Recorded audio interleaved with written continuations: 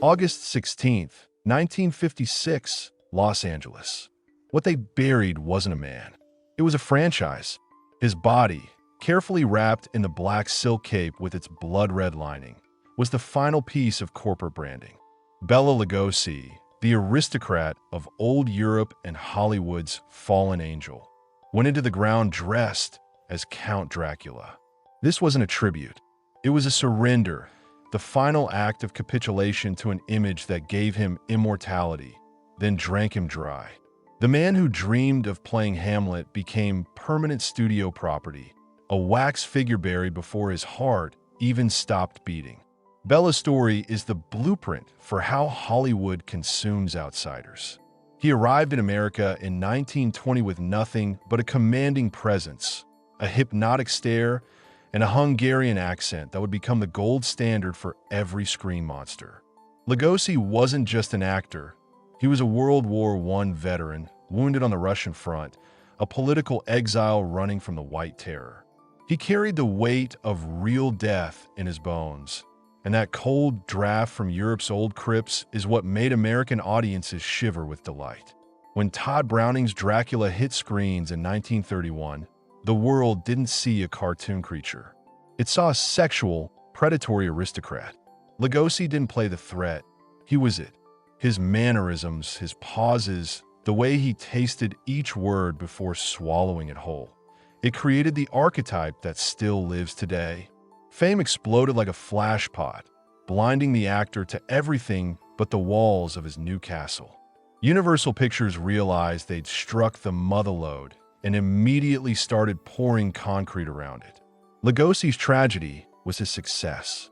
Hollywood is an assembly line with zero tolerance for nuance. If you convincingly drink blood on camera once, the industry will never offer you wine again. He became a prisoner of his own typecasting, while his colleague and rival, Boris Karloff, methodically built a career by embracing the makeup and the grind. Bela clung to the last shreds of his pride.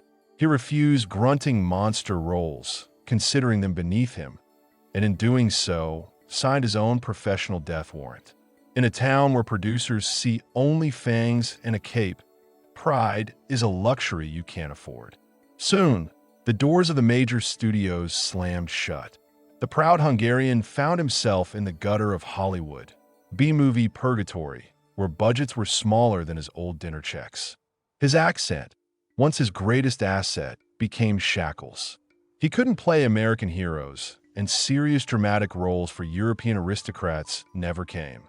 Audiences would have laughed too loud, waiting for him to sink his teeth into the leading lady's neck. His career devolved into a sad series of self-parodies. Mad scientists, hunchbacks, and degenerates on sets, so cheap the walls wobbled in a draft.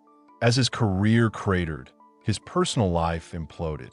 Old War wounds led to back pain, and back pain led to morphine. The town that made him an idol now watched as the idol crumbled in real time.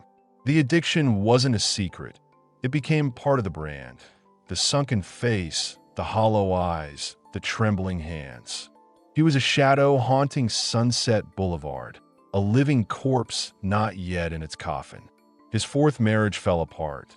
The money vanished, and his only constant companion was the very cape he'd wear for the occasional public appearance to fund his next fix. In the 1950s, fate delivered the final insult in the form of Edward D. Wood Jr., later crowned the worst director of all time. Wood worshipped Lugosi, but it was the love of a parasite for a dying lion. He filmed a deeply sick, confused old man in ridiculous scenes that would later become cult classics for their sheer incompetence. In Plan 9 from Outer Space, Lugosi appears for mere minutes. Archival footage shot just before his death. A double replaced him, covering his face with the cape, creating the perfect metaphor. The actor was gone. Only the costume remained. The system bled Bela Lugosi dry of everything human, leaving only the shell. His downfall wasn't bad luck. It was the guaranteed result of an industry built on exploiting archetypes. Lugosi believed in the magic of theater, in transformation, in art. Hollywood believed in the trademark. And when the trademark was worn out, they tossed it on the trash heap of history, after making sure the Dracula brand was securely owned by the studio, not the man. The final scene played out in a funeral home. His son and wife decided to bury him in the Dracula cape, thinking it's what he would have wanted. Was it a tribute to the fans or the ultimate act of irony? It was Stockholm Syndrome, a lifetime in the making. They had convinced Lugosi he was the monster for so long that he finally believed it. He was laid to rest not as Bela Deja Blasco, but as a mass-produced cultural product. Today, we see his face on posters and t-shirts, blind to the broken man behind the makeup. We admire his grandeur, forgetting the price he paid for this cursed immortality. Bela Lugosi was the original victim of Hollywood typecasting, a warning to anyone who would sell their soul to a studio devil. He died broke and forgotten, while being one of the most recognizable faces on the planet. His story isn't a vampire tale. It's the true horror story of how an image consumes its creator, how a mask fuses to the skin so tightly it can only be removed with the flesh. Hollywood didn't give him a role.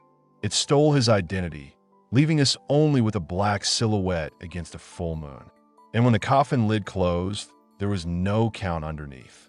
Just a tired old man who could finally shut his eyes, hoping that in the next world there were no cameras, no makeup, no damned accent. But even there, in eternity, he's doomed to wear the cape, because we, the living, refuse to remember him as anything else.